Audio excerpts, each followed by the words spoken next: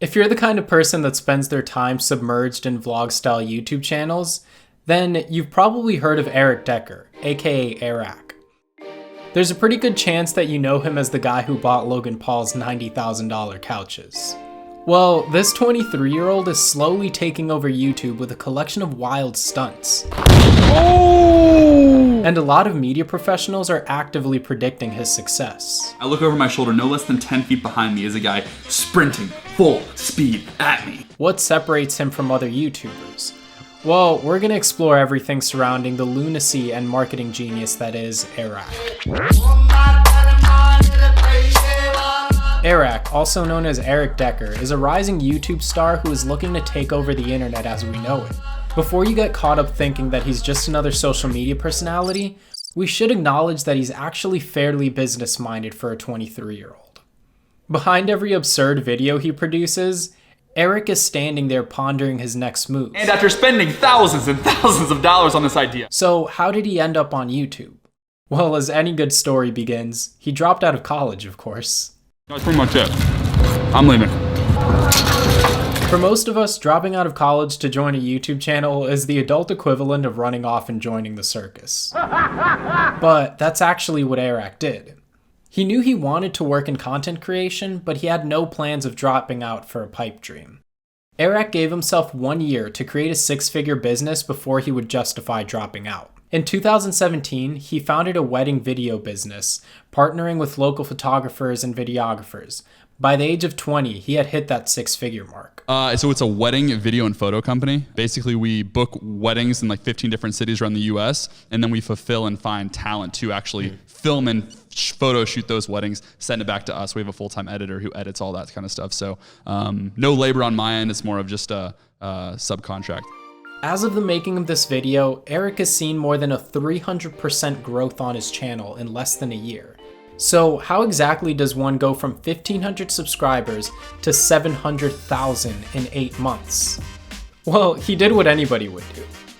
He pretended to be a fake reporter, snuck into the Jake Paul vs. Gibb fight with a fake press badge, then personally walked up to Logan Paul to deliver him his resume. This is my resume, and the question is, did I get a job, yes or no? And that was the video that finally set my channel on an upward trajectory. Unlike some other channels, Airrack isn't just in it for the views. I mean, he's absolutely here for the views, but he isn't only here for the views. You wanna drive across the fucking country? What kind of car? Eric is running an experiment, and it's proven to be incredibly successful. If there's one reason that people love his channel, it's the fact that he's real. Sure, he has the YouTuber feel that we all know and love, but he's also insanely honest. He might pull off some really wild stunts, but he also gives us exact breakdowns on what he's going to do, how much he's spending, and what we can expect. I want to try and deliver Uber Eats by air. We can train for this! Even though he spends his time finding crazy ways to make videos, he's still sincere when he needs to be, and that's just one of the many reasons that people have grown to love his channel. Airrack's channel is built on classic YouTube principles. It's engaging, it's upbeat, and you can expect an unnecessary amount of yelling. Airrack brings the signature YouTube hype energy, but he also focuses on his brand. If there's anything that you can count on, it's his consistency of quality. There are plenty of talented people on YouTube who are looking to share premium content with their viewers. But Eric isn't just a content creator. While some YouTube channels focus on simply making more content, Eric does everything with intent. In line with a full-scale marketing team's efforts, he plans everything for his brand right down to the second. He doesn't just want you to enjoy his videos. He wants to see just how big his channel can get. He wants the views, likes, follows, and maybe for you to even buy some of his merch too. Instead of just making content, he's carrying out a full plan to become the king of YouTube. And the crazy thing is, it seems to be working. Our world is pretty dependent on content creators right now. Whether you're watching YouTube videos, reading blogs, trying Instagram workouts, or following along on cooking tutorials, so many of us lean on internet content to guide us through our day. Eric recognizes this and realized that there might be a place for him in the digital world. But he also knew that if he was going to do it, he was going to do it right. Eric is disarming with how transparent he is about what he's doing. And he does a remarkable job of making his audience feel like they're truly along for the ride. His honesty invites you into his videos rather than just asking you to watch. And that's just one area where Eric shows that he knows what he needs to do to succeed.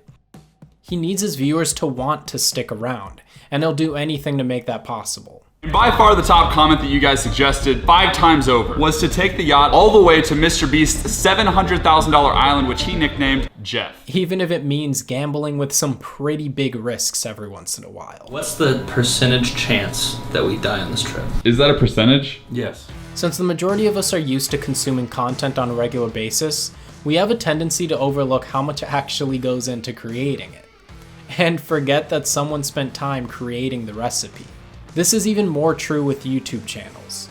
The truth is, YouTube videos, especially the ones of this caliber, cost tens of thousands of dollars to make. How much do you think we're gonna spend on this video?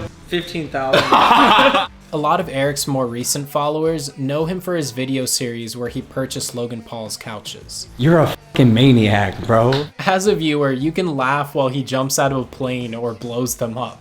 We can just assume that he woke up and decided to do it to grab attention for his channel. And while that might be true, consider this. Filming that series was a business decision. Eric actually pulled out a $17,000 business loan to make it possible. If that surprises you, it shouldn't. He's doing us all a pretty big favor by being so open and upfront about what goes into creating his content. I do need you to sign a waiver that you're probably gonna die. The kind of videos that generate a lot of money aren't just thrown together in someone's backyard. Eric had to pay for the couches, the cost of skydiving, 20 grand. They want $20,000 to do this, bro. and a million other things that make those videos possible. Even with all the hype and ad money, paying for it out of pocket just wasn't an option. If something had gone wrong with his channel or his videos, he could have found himself strapped with an insanely large debt. Fortunately, his plan for his videos succeeded and he was able to pay the entire loan back within 60 days. Considering it took 2 months to break even financially, it sure paints a different image of how YouTubers make money. It took what was already an expensive idea and made it more expensive. We tend to think of the YouTube elite as an endless pit of money, but the truth is that they invest a lot up front to make a video that may or may not pay them back. I hope you guys understand, we're not rich. We literally just spend all of the money back on the videos. Anyone that watches Eric's content is aware that he's a very goal-driven person. He wants to grow his channel really fast. What's up, buddy? It's your friend Eric. What's up? It's my boat in the yard. Right now, his current goal is to get to 1 million subscribers by the end of 2020. And he's looking to beat the subscriber record within 5 years. These are pretty big goals for someone who has only been on YouTube for such a short period of time. But there's no denying that Eric has the will and drive to pull it off. I am an addict. I will do whatever it takes to get my hit. The same guy who narrowly dodged a legal battle after sneaking into a Dan Bilzerian party is dumping every spare minute of his life into growing a successful YouTube channel. In order to achieve this, Eric is going to have to continue to spend money he might not make back. He's going to have to continue to film and produce quality content and work on nurturing his network of popular YouTubers. When prompted for advice on how to dramatically boost YouTube viewership, Eric has repeatedly stressed the importance of chasing what is already successful. He advises creators to pay attention to how people receive their content and work to provide them with more content that matches their needs and interests. It sounds pretty simple, but it takes a lot of time and energy to pull off. This is likely why he's pulling ahead of the pack. Oh! Bro, what? If you shoot me, I get to shoot you. He knows that if his fans want to see him wrestle an overgrown tarantula, he has to give it to them.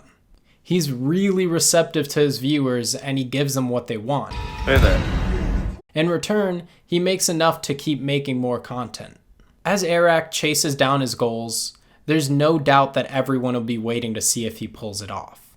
YouTube fans and marketing experts alike are watching this live-action experiment unfold before our eyes. If he pulls it off, and a lot of people seem to think that he will, he may very well change the face of content creation forever. The goal for me is to create videos that inspire others to create, that push a positive message. If I'm pushing a negative message, it's not worth it for me. And things that I enjoy doing. Those are my 3 things that have to check the box in order for me to make a video. It's incredibly easy to watch someone make it big by creating seemingly random content and think to yourself, anyone can do that. While this might be true, you might be surprised to know how much actually goes into the content that you enjoy on a daily basis. Sure, anyone can make content, but not everyone has what it takes to succeed with it. Next time you watch a 10-minute YouTube video, consider the cost and time that went into making something that you probably won't even watch twice. It might make you enjoy it just a little bit more. That's it. I'm leaving.